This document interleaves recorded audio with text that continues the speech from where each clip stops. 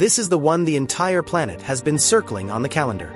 Two teams, two continents, two completely different football philosophies. And on Sunday, one trophy at New York's MetLife Stadium decides it all. Argentina are the reigning world champions, carrying a 39-year-old Lionel Messi toward the ending nobody thought he'd actually get.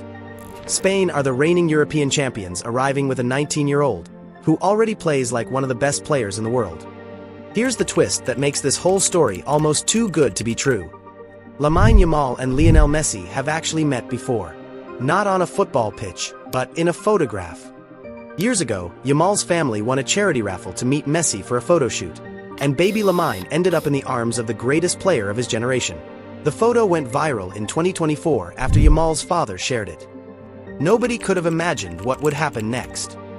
The baby in that picture is now about to face that same man in a World Cup final on the biggest stage football has to offer. That's not just a statistic. It almost feels like fate.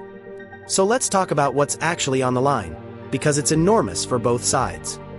For Argentina, this is Messi's last dance. His sixth and final World Cup by his own admission. And he's chasing something football hasn't seen since Brazil in 1962, successfully defending the World Cup. Back-to-back world titles. The last survivor of a golden generation trying to leave the sport with one final achievement that could end every GOAT debate forever. For Spain, this is about proving Euro 2024 wasn't the beginning of something special. It was the start of a new era.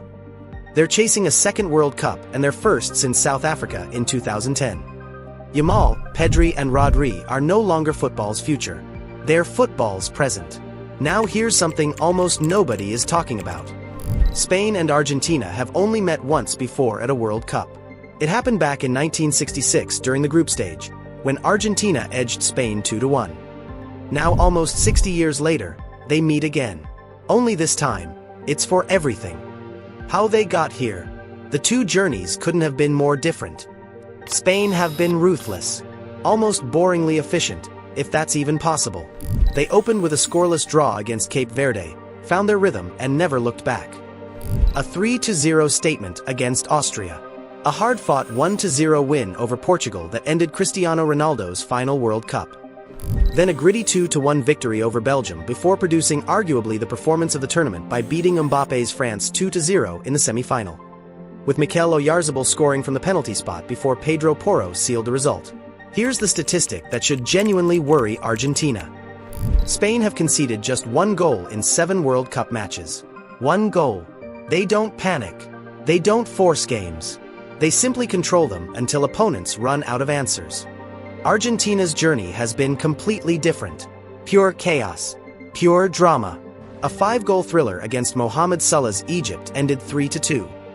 Then came the semi-final against England, where Argentina spent most of the night chasing the game.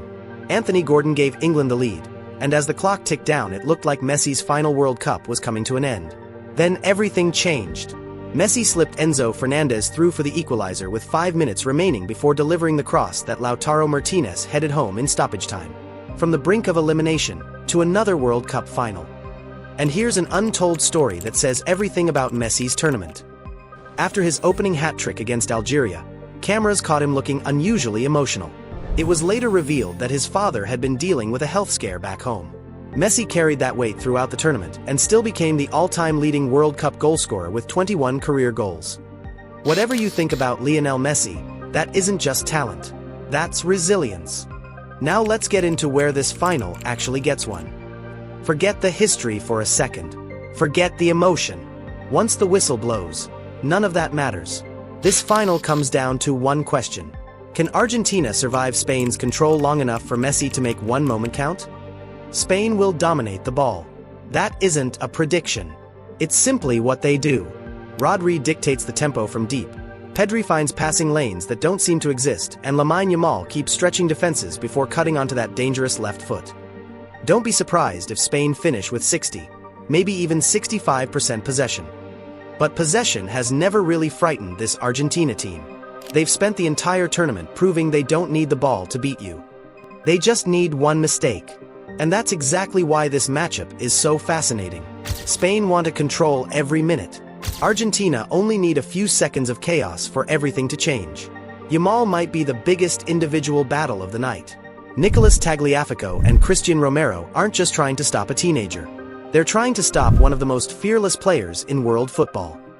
He only turned 19 a few days before this final, yet he attacks defenders like pressure doesn't exist.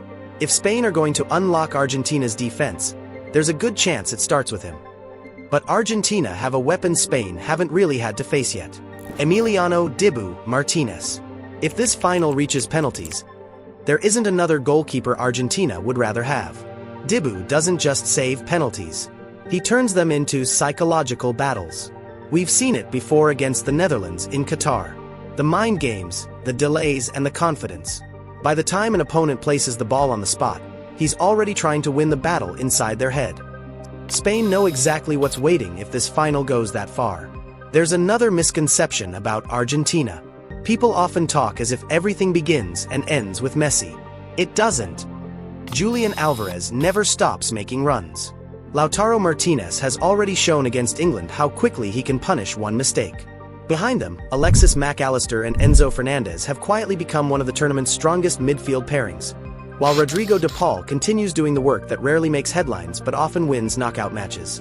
Messi is still the face of Argentina, but this isn't a one-man team anymore. Spain, though, are probably the most complete side left in the tournament. Unai Simon has barely put a foot wrong. Aymeric Laporte brings leadership. Pau Cubarsí plays with incredible maturity for his age. And Luis de la Fuente deserves huge credit for evolving Spain without losing their identity. This isn't the slow, predictable Spain people criticized a few years ago. It's quicker, more direct, and more ruthless. Yet it still controls matches better than almost anyone else in world football. And that's the contradiction at the heart of this final. Spain probably have the stronger team. Argentina probably have the stronger individual. Spain will control the ball while Argentina will wait for the right moment. Because if Spain's fullbacks push too high or Rodri loses possession in the wrong area, that's exactly the kind of situation Messi lives for. He doesn't need 10 chances. Sometimes he only needs one, which is why the first goal could decide everything. If Spain score first, Argentina suddenly have to chase the best possession side in world football. That's exactly the game Spain want. But if Argentina score first, Spain are forced to take risks they've avoided all tournament. The spaces get bigger, the game opens up, and that's usually when Messi becomes most dangerous. The numbers tell their own story. Spain haven't lost in 37 matches and have conceded just one goal during this World Cup. Their goals come from everywhere, making them incredibly difficult to shut down. Argentina's story is different. So much still flows through one 39-year-old wearing number 10. That's both their biggest strength and their biggest risk. Stop Messi and you go a long way towards stopping Argentina. The problem is very few teams have actually managed to do that when the stakes are highest. The midfield battle could quietly decide the final. Mac Allister and Enzo Fernandez against Rodri and Pedri. For players capable of controlling the biggest game in football, Spain's only real question mark remains up front. Unlike Argentina, they don't have one out-and-out striker carrying the goal-scoring burden. Oyarzabal and Ferran Torres share that responsibility instead. So maybe that's the simplest way to describe this final. The best collective team in world football against the greatest player of his generation. Control versus inspiration. A 19-year-old trying to announce himself to the world. A 39-year-old trying to complete the perfect farewell. Spain may be the bookmakers' favorites. Argentina may be the sentimental favorites. But World Cup finals rarely follow predictions. They usually come down to one tackle, one save, one mistake, or one moment of brilliance that people remember forever.